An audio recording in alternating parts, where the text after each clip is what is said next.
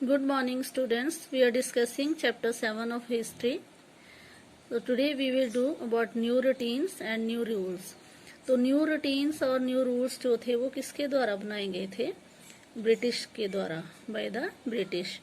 क्योंकि पहले जो एजुकेशन प्रणाली इंडिया में चल रही थी तो वो काफ़ी फ्लेक्सिबल थी, तो इस सिस्टम को British east India company change करना चाहते थे। Up to the mid 19th century, the company was concerned primarily with higher education.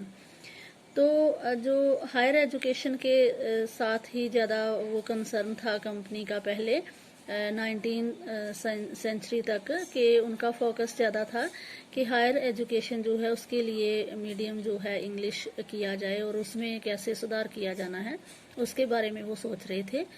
So it allowed the local pathshalas to function without much interference.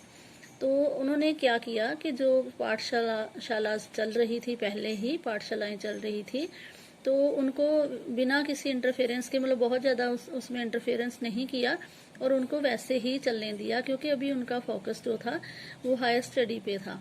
तो after 1854 the company decided to improve the system of vernacular education.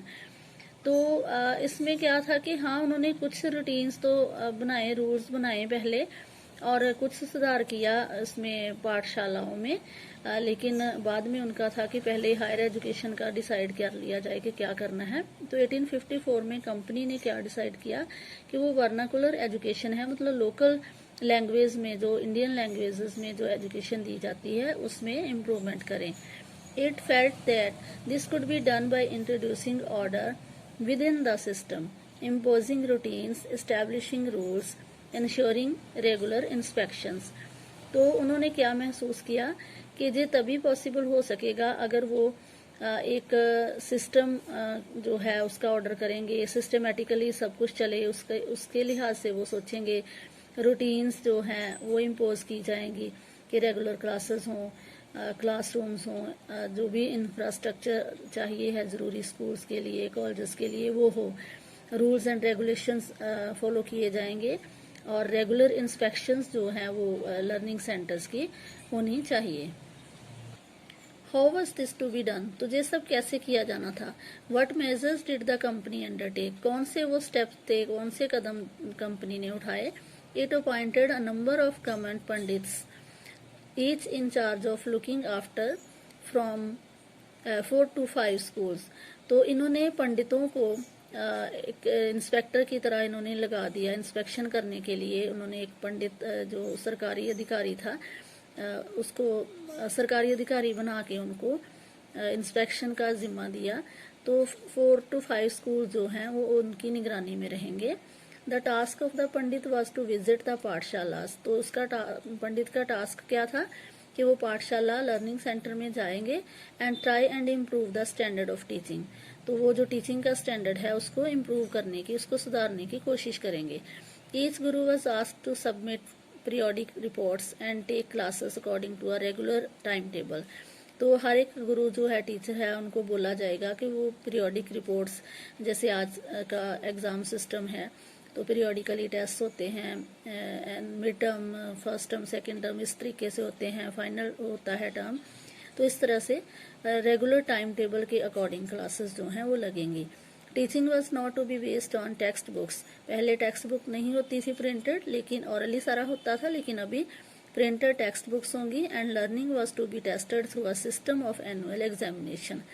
तो पहले कोई annual examination नहीं था, लेकिन अब सालाना इम्तिहान की व्यवस्था उन्होंने करनी शुरू कर देनी थी, ताकि सालाना इम्तिहान लेके बच्चे को इवेल्युएट किया जा सके।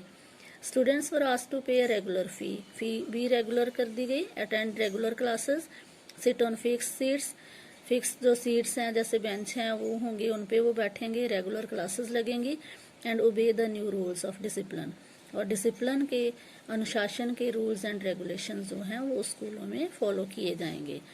पाठशालास which accepted the new rules were supported through government grants. तो जो पाठशालाएं गवर्नमेंट के रूल्स को फॉलो करेंगी तो उनको स्पेशल ग्रांट्स भी देने की बात की गई। Those who were unwilling to work within the new system receive no government support. तो जो गुरु या जो पाठशालाएं नहीं चाहती थी कि हम रूल्स एंड रेगुलेशंस को फॉलो करें, तो उनको बोला गया कि आपको कोई भी गवर्नमेंट ग्रांट जो है वो नहीं दी जाएगी। Over time, gurus who wanted to retain their independence found it difficult to compete with the government-aided and regulated पाठशालास।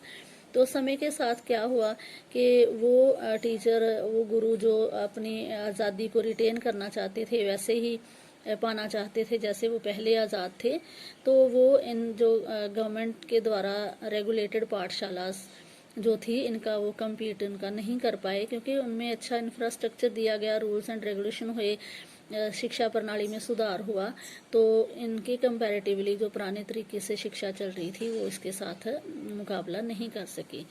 The new rules and routines had another consequences. इसका एक और भी सिट्टा निकला। In the earlier system children from poor peasant families had been able to go to pathshalas. तो पहले क्या था कि गरीब किसानों के बच्चे जो थे वो भी पाठशालाओं में जाते थे, since the time table was flexible, क्योंकि टाइम टेबल में लचकीलापन था, और जब वो कटाई के सीज़न में अपनी मर्जी से घर बैठ जाते थे और कटाई में अपने पेरेंट्स की हेल्प करते थे, और फिर भी उनको बाद में स्कूल में वापस ले लिया जाता था ताकि उनका कोई नुकसान ना हो। The discipline of the new system demanded regular attendance. लेकिन जो नया सिस्टम था इसमें अटेंडेंस रेगुलर चाहिए थी। Even during harvest time when children of poor families had to work in the fields, कि जब खेतों में काम करने का समय होता था तब भी बच्चों को स्कूल से कोई छुट्टी नहीं मिलेगी। Inability to attend school came to be seen as indiscipline. तो अगर ऐसे में बच्चे हार्वेस्ट टाइम पे छुट्टी करेंगे तो इसको इनडिसिप्लिन के तौर पे लिया जाएगा, कि अनुशासनहीनता माना जाएगा, as evidence of the lack of desire to learn. तो समझा जाएगा कि इनमें पढ़ने की इच्छा नहीं है, जहाँ वो पढ़ना नहीं चाहते हैं।